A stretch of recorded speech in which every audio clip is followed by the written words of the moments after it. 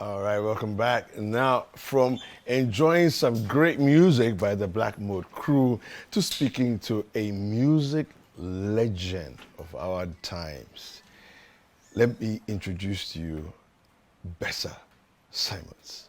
Welcome, sir. Thank you very much. It's good to have you here. Nice to see you again. Oh, wow, yes. Yeah. Now, I was just thinking about so many different things as we're preparing for this, interview.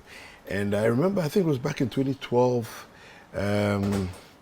you were a judge, I think it was Hitsmaker or so, and I think that was my first interaction with you at that time. And I'm just thinking about, the years of experience, the things you've been through and all of that. And I was wondering to myself, how did it all begin? How did it all begin? I mean, Yeah. you're born, nobody is born with the dream already. So where did it all start from? Well, I mean, good morning. Yeah. I think it all started from Cape Coast. Okay. Yeah, a small place called Sudu. Pseudo. It's the Sudu estate Okay. where, my parents moved in when it was very new. Okay. And there was music in my house everywhere because my dad was a classical musician. Okay. Yeah, who Okay. played, music teacher, he played in the church. Okay. People come to learn how to play the Interesting. piano, how to sight read in the house. And so that is where it all started. So, So you didn't really have a choice. well, in a way, Yeah. it was there. I can see what is happening all the time. So I grew up with it, when they finished playing, I also go and tinkle on the piano, started, realizing things like, crochet, staff notation, those kind of things from a very tender age. So that is where it all started. Wow. Yeah. Wow. And so, if you can take us back, what is the earliest age you remember? That I mean, when I say were you 5 years old? Do you remember how old you were when your earliest interaction with music? Well, I can't remember which age, but I knew I was playing for the piano from a very tender age. Okay. And, I switched from playing classical pieces to playing like pop music, Okay. Okay. Playing songs from Beatles, Okay. My Boy, Okay. playing all that. So, and I also realized that anything I can hear, I can play. Okay. Yeah, because I can visualize notes, when people are singing and things like that. So I remember when we have visitors, they'll say, oh, come and entertain the visitors and I'll come and play and everybody will be happy, they'll be dancing and things like that. So then I realized, wow, this is nice. When you start making people happy, you feel good too. It's a good feeling. Yeah. I see. So where was when did primary school begin? I mean, that was also in Cape Coast, Methodist Primary B. Okay. A very famous school. A lot of people went to that school. Yeah. And then that was when I was about 6 years old, Okay. And then we started from there, from class 1, up to class 6, and then I went to the middle school for 2 years. Okay. The same Methodist middle school, but that's at a different place. We have to walk from Sudu, go past St. Augustine's, going to Ola. Okay. Hey, That wow. area every morning, and you have to be there. If you are late, you are in trouble. So from there, then I went to Agre Memorial, and then when I went to Agre Memorial, they had a school band, So there, I could relate to music there because it was like music is music wherever you go. Yeah. C is C, Yeah. F is F, It doesn't F sharp change. Whichever is F sharp. country you go yeah, to, it's the exactly, same thing. exactly. So I just got into it and I did music, and that is where, it all started. Wow. And after Agri, did you do any? What else was the journey in terms of education and all that? Okay, after Agri, I went to National Academy of Music. Okay. But not after I've played with great musicians in Ghana, I went to National Academy of Music. And from there. This was about what year? Oh, this was about in the late 70s. Okay.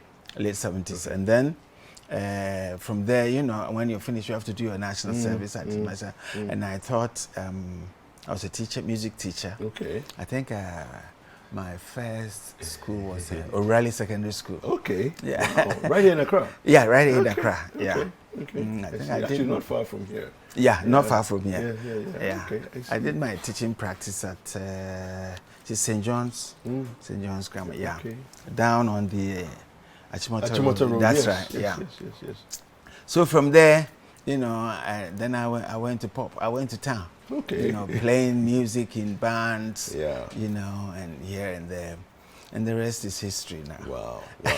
Now, you talked about having played with, you know, lots of musicians and everything else. Give me your top 5 highlights, the greatest people you've ever played with, be they individuals or bands. Your top 5. Okay. Who would they be? I will start from Bo Taylor. Okay. Playing with that great musician taught me a lot because he's been there, done it, and you know, had the exposure, and whatever he says made so much sense. So I learned a lot from him, the great Bo Taylor. I would say Osibisa. I played with Osibisa. That was another eye-opener. Okay. You know, it showed you how you can fuse whatever you are doing with any kind of music. Okay. And if you are very true to yourself and you are very rooted in your own culture, you can do so many things. And I would say Alexander O'Neill. Okay. Who I thought the American musician we toured with. So, and then, you know, great musicians like C.K. Man, I want to do with home. Okay. C.K. Man, the man who taught every musician the essence of practicing. You have to practice till you master it. It's like killing lizards. Yeah. You know? if you know how to throw your stone, even when you are asleep, they wake you a lizard. One time, you hit it. But I don't mean people should go and kill lizards. So I think I will mention it, but I've been with such great musicians, you know, like Winston Delandro.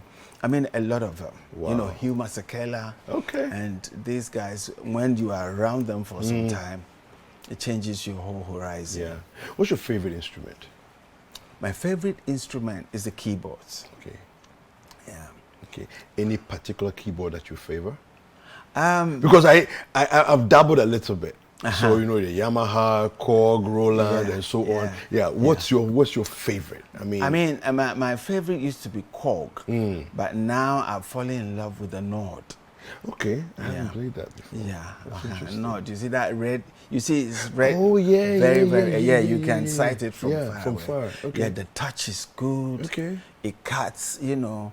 I mean, you play so many people. Once note comes through, it fills the whole speakers, and the sound is very soothing. Also, yeah. Have you ever played the pipe organ?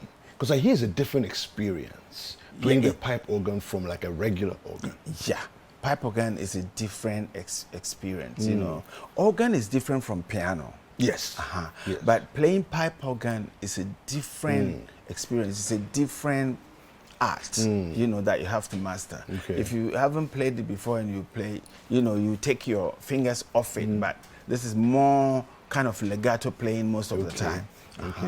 And it has so many features, you know, especially if you want to play the pedal bass, I said you have to also grow into that. Yeah, but it's a lovely instrument, you know, especially when you open the pipes and the music fills the whole church. It's amazing. Do you have any siblings?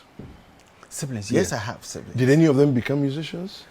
In my family, everybody could play. When we were growing up, everybody could play the piano. Okay. You know, and so, but after some time when I traveled outside of Ghana, I've forgotten who used to play. Until my younger brother, George, the one behind me, I was playing once, they said, come on, let me play one.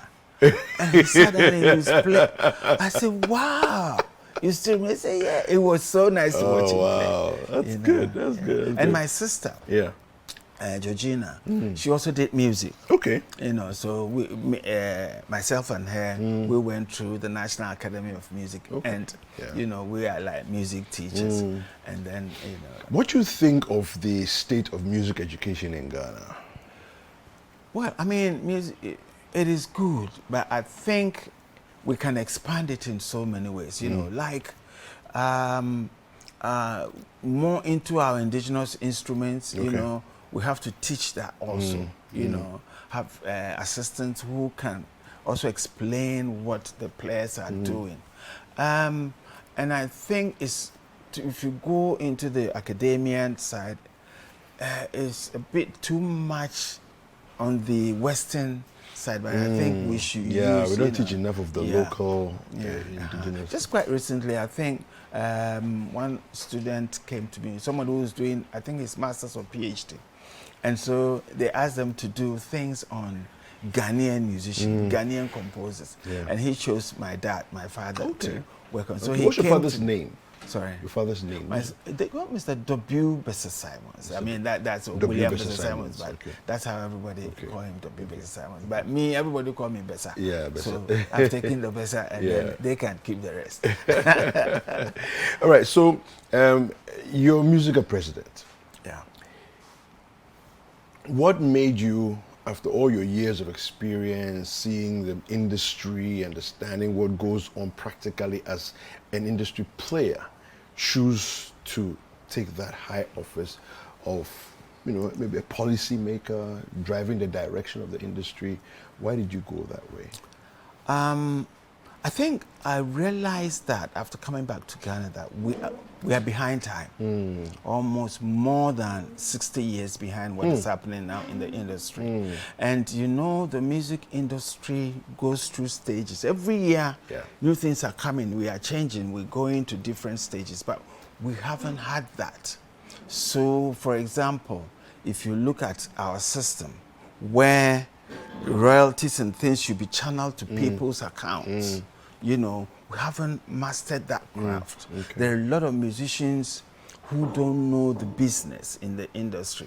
So I think this is the time for us to make sure we have those things. For example, I mean, make sure every musician, before you record, you know about where you're going to sell your music. The music, you know about GAMRO, you know about copyrights, you know about your rights in the, and then you know what every music you do is like building a house. And so when people rent it, the money should be channeled into your account. And so this has, and also now, the whole system have changed. We are in the digital world. And I see that music should go fully digital, which we are almost there. We have our portal ready to be fixed. Copyright should go fully digital. They have also started because I've had meetings with them. GAMRO should go fully digital, and they have also started. So this is the time we should all put our forces together. Make sure at least by the end of this year, we are all in the digital space. Where like you do a song, all your links go straight into about 175 countries. You know, so you are dealing with all the musicians union in the world music, business and things like that, so that we will make money. One of the things is when we do our music, it stays in Ghana too much. Right now we are working with our sister company, PIMA, Nigerian Musicians Union, and another group called Go Create. Because Nigerians have done it. And so we're working very closely with them to make sure that we replicate that here. Also, once we do that, our music will go to Nigeria because through the digital space. And their music here, they can also so they will help us more. Also, every musician should have an account. And once we go fully digital, once you're a member of Musica, you have an account. And we are working with Zenith Bank now.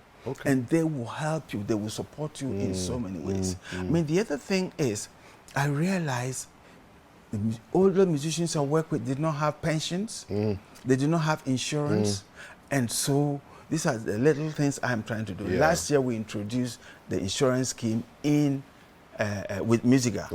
So most of our members joined that scheme. And now we've even upgraded it. Let's go. And now we have a pension scheme that we're going to be rolling it, I think, from next week. Okay. Oh, You know, fantastic. because if you're a musician, especially the younger musicians, that's where my passion is. Make sure they have a future. So once you know when you are at 60, you will be receiving some funds till you die. Yeah. I've done my job. Yeah, fantastic. No, I see. It looks like you've done quite a lot of work to make us, let's say, the next phase of the music industry in Ghana. You know, to prepare us for that. But I want you to just make a quick comment on. You've played way back, you know, 70s till now.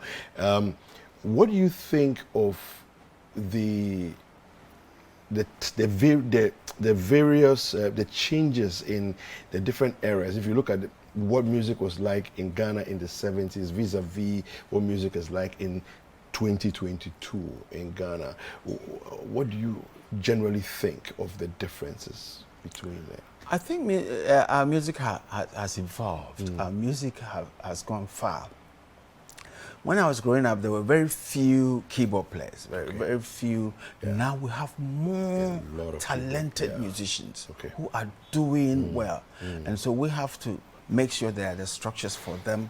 So once they fall in, they have business, you know. And also, music is not stagnant. It keeps, you know, going through. I mean, the high life is today that introduced organ into keyboard. It's not the same now. George Darko came in with the Burger high life, you know, and we all follow the bar. And we came in with the fusion, where we fuse synthesizers and things with music.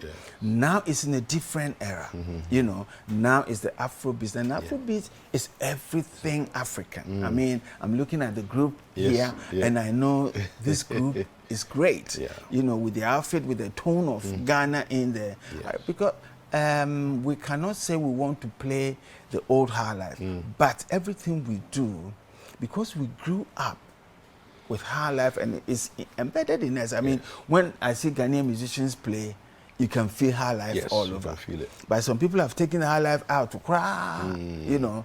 So it makes the authentic elements in it a bit. But once, I mean, look at Hugh Masekela. He played jazz, but he had his culture in there. So he made him different. And I think that's the only difference. But apart from that, let me, you know, commend the young musicians. They are doing very well.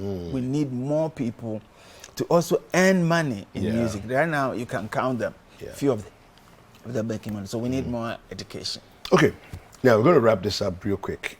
But I have 10 quick questions for you. Whoa. Yes, 10 quick questions. It's just going to touch and go. All right. Okay. Big bands or small bands? Both. Jam sessions or concerts? Both. Live recording or studio recording? Both. Trotro or taxi? Not dropping. Trotro or taxi? For me, taxi. WhatsApp or SMS? WhatsApp. Mobile phones or computers? Both. Percussion or drum set? Percussion. The 1980s or the 2000s? 2000s. Accra or Kumasi?